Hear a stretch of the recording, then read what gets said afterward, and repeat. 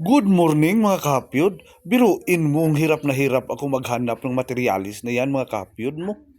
Hindi nila alam kung ano ang kripsol dito. Mayroon pala talagang pangalan dito depende sa gamit niya mga kapyod. Mga na yung rubber mat guys, rubber mat.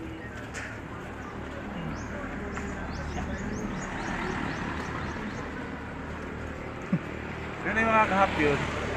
Pag gagamitin mo to sa mga kapyod, sa bubong, ang tawag nito, rubber rope.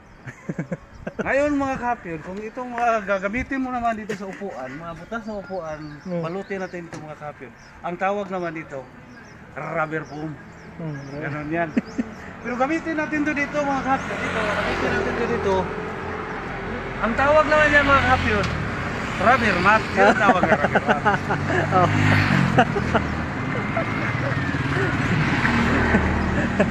Pero may ginawa ako dito lagayan ng bigas mo. Oh.